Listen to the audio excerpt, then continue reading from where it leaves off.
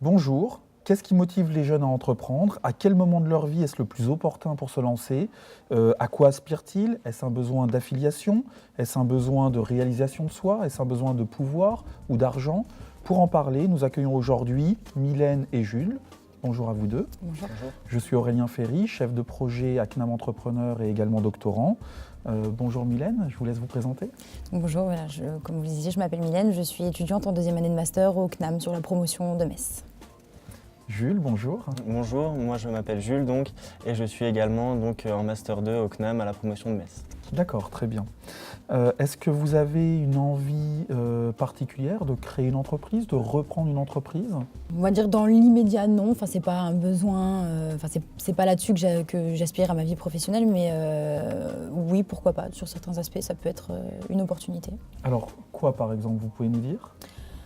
Je sais pas, peut-être une opportunité ou peut-être une idée qui arriverait, la bonne idée au bon moment. C'est un peu l'idée de la bonne idée, le principe de la bonne idée au bon moment, c'est-à-dire pourquoi pas un jour déceler un nouveau marché ou un marché de niche et de se dire pourquoi pas se lancer là-dessus pour éventuellement avoir d'autres perspectives de carrière et évidemment de salaire. D'accord, donc on a l'envie entrepreneuriale, on n'a pas encore l'idée dans quoi on va se lancer, ni du secteur d'activité, ni comment, mais ce serait plus un complément de revenu en plus d'un travail que vous auriez à côté.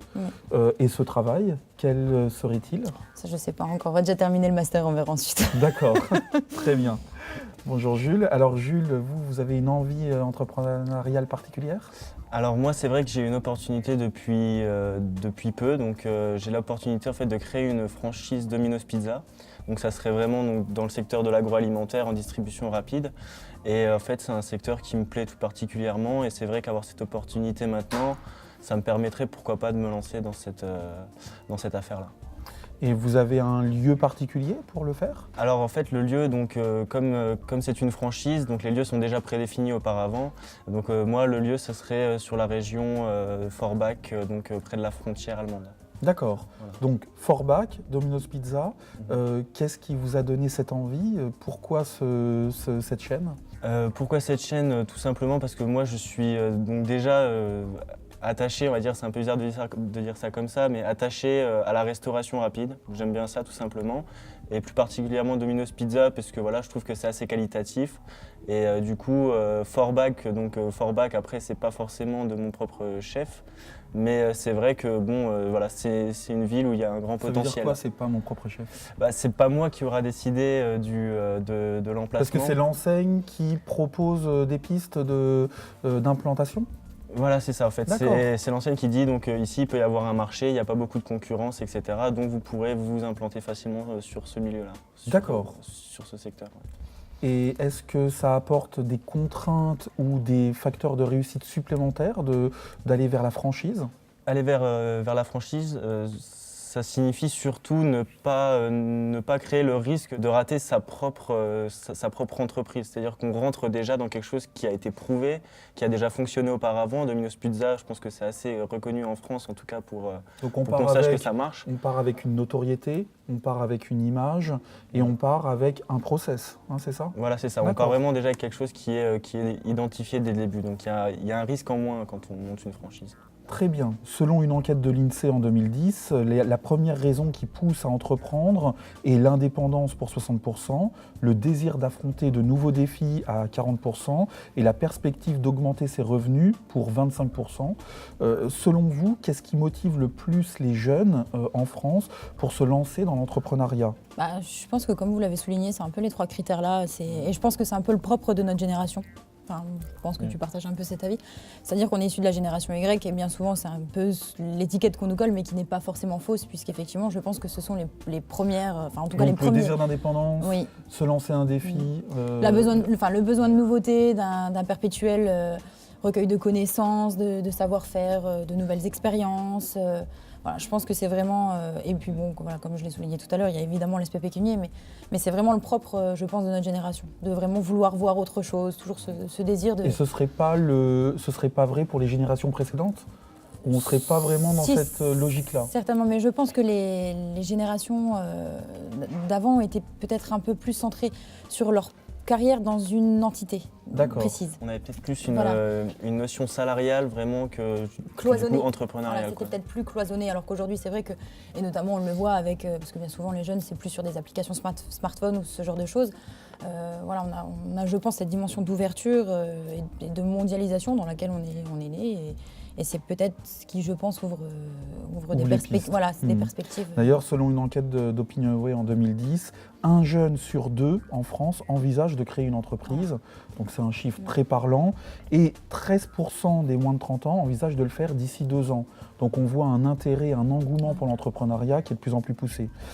Selon vous, quel serait le déclic qui pousse les jeunes à entreprendre? Est-ce qu'il y a un moment particulier dans la vie? Est-ce qu'il y a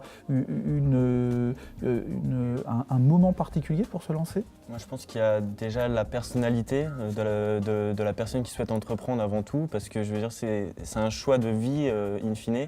Et donc pour moi, c'est vrai que voilà, c'est le plus important au niveau personnalité et vraiment caractère propre de la personne. Vous pensez qu'il y a un déclic En ce qui me particulier? concerne, c'est plus l'opportunité. C'est vraiment de trouver la bonne idée au bon D'accord, moment et donc de c'est pouvoir vraiment se de lancer. trouver la Voilà, bonne c'est ça. idée et de se lancer. Contrairement à l'aspect un peu franchise que Jules développait, c'est de justement ne pas rentrer dans quelque chose qui est déjà prémoulé et vraiment de se dire, bah voilà, ça c'est pas encore fait, personne ne le fait, personne n'est dessus, bah moi je vais le faire. Donc si on décompose l'entrepreneuriat en 3 parties, il y a l'envie d'entreprendre, il y a une idée entrepreneuriale et après il y a le projet de création ou de reprise. Vous avez déjà l'envie d'entreprendre. Maintenant, il faut trouver la bonne idée au bon moment. Je pense que c'est ça qui va être compliqué. Et si on ne trouve pas la bonne idée?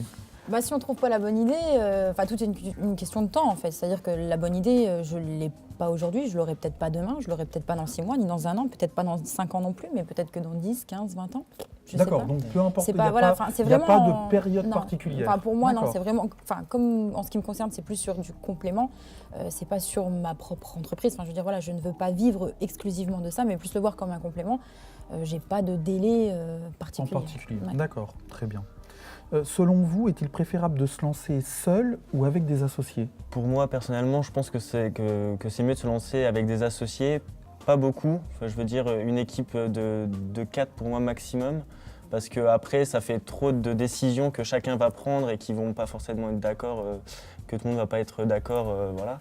Mais après, être tout seul, ça a aussi un avantage, c'est justement de pouvoir faire les choses un peu à sa manière, d'avoir sa vision et d'apporter sa vision à l'entreprise qu'on va créer.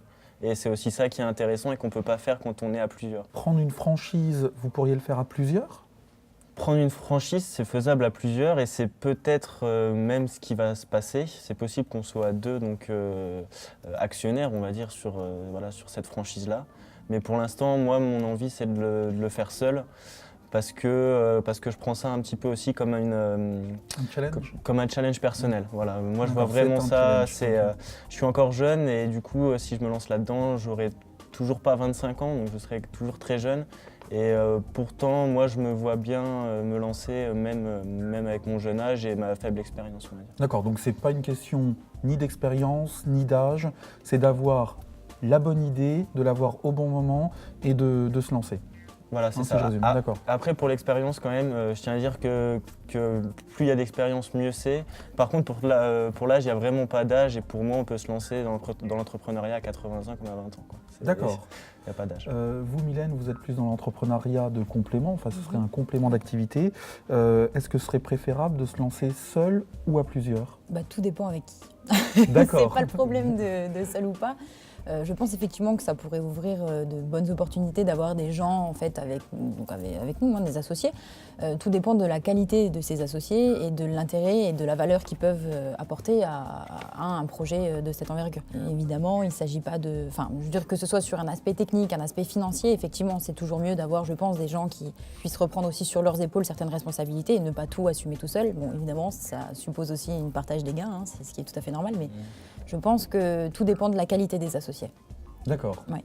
Donc, ça peut être, bien choisir l'associé. Je pense que ça peut être la plus meilleure en des... termes de ses compétences Oui, de ce qu'ils peuvent apporter, que ce soit d'un point de vue, alors quand je dis intellectuel, évidemment, c'est au sens large, mais ou même d'un point de vue financier, parce qu'à un moment donné, quand on veut se lancer dans quelque chose, il faut aussi avoir une base financière solide.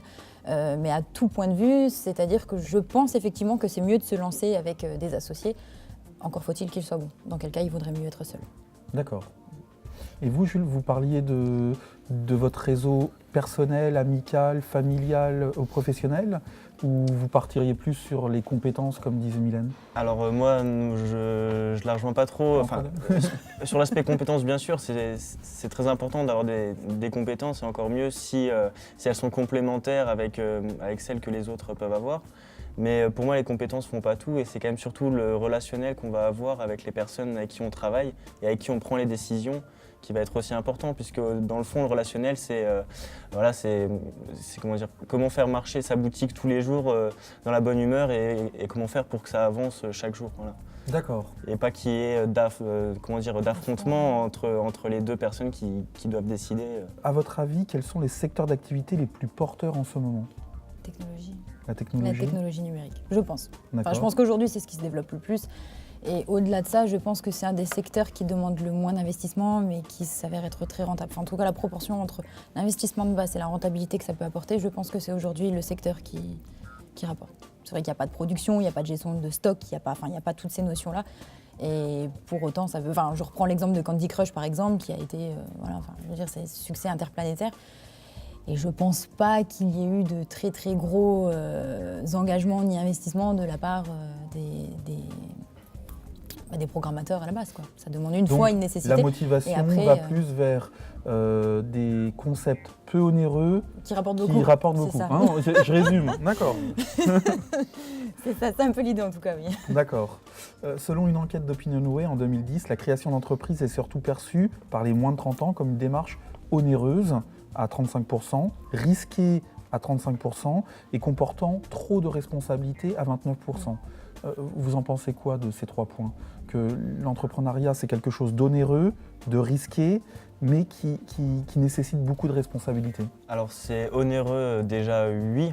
Après c'est pareil, ça dépend le type d'entreprise que l'on veut créer. Mais dans la plupart des entreprises, on va dire traditionnelles, c'est onéreux puisqu'il y a un investissement en termes de matériel et aussi de force salariale. Et sinon, dans le fait que ça soit risqué, j'ai envie de dire oui et non, parce que on peut se lancer, donc justement, je vais reprendre mon exemple de Domino's Pizza, mais pour moi, le fait aussi de choisir Domino's Pizza, c'est prendre un risque en moins. Donc je pense que le risque, je comprends que ça puisse être un frein pour les personnes qui veulent entreprendre, mais il faut aussi relativiser ce risque et se dire que derrière le risque, il y a parfois, et même je pense souvent, de très belles surprises. D'accord. Vous en pensez quoi de ces faits onéreux, risqués, responsabilité? Alors, je pense, là-dessus, sur le risque en soi ne me fait pas peur. C'est pas vraiment le risque qui me fait peur. Risque financier, voilà, risque... dans tous les sens. C'est pas vraiment le risque, moi, qui m'effraierait dans un premier temps, c'est les démarches administratives françaises. Je pense que qui semblent trop complexes. Je veux dire, maintenant, si effectivement je trouve l'idée là maintenant, qu'est-ce que je fais? À qui je demande, vers qui je me tourne, qu'est-ce que je fais en premier, qui je dois aller voir, quelles sont les administrations ou les institutions publiques auxquelles je dois faire les démarches. C'est vraiment de se demander, j'ai l'idée et qu'est-ce que je fais maintenant? Et qu'est-ce que je fais maintenant? C'est quoi l'étape suivante? Voilà, et la suite c'est quoi? Je pense que tu peux avoir de l'aide du coup par rapport à ça. Je pense qu'il y a en se tournant vers qui vous avez de trouver cette aide, en fait, de trouver les bons interlocuteurs, les bonnes personnes en fait qui vont venir, ils vont dire il faut que tu ailles t'enregistrer à tel et tel organisme, il faut pouvoir faire telle et telle démarche financièrement, d'un point de vue comptable, d'un point de vue, etc. Mais c'est vraiment aujourd'hui j'ai l'idée et j'ai que l'idée. Et qu'est-ce que je fais? D'accord. On a parlé de motivation. Qu'est-ce qui pousse les jeunes à entreprendre? On a vu plusieurs facteurs. Donc on a vu de l'entrepreneuriat d'accompagnement, de pouvoir compléter une activité salariale par de l'entrepreneuriat. On a vu une franchise et on a vu qu'il n'y avait pas d'éléments particuliers en termes de moments de vie pour se lancer. En tout cas, cette semaine, dans le cours, vous allez découvrir quels sont les facteurs de motivation qui poussent les gens à entreprendre et vous allez voir également les différents réseaux, les différentes facettes de l'entrepreneuriat pour aider à entreprendre, que ce soit les réseaux consulaires, que ce soit des acteurs territoriaux qui peuvent aider, accompagner pour se lancer dans l'entrepreneuriat aujourd'hui en France. Merci à tous les deux et bonne continuation. Merci à vous. Merci à vous.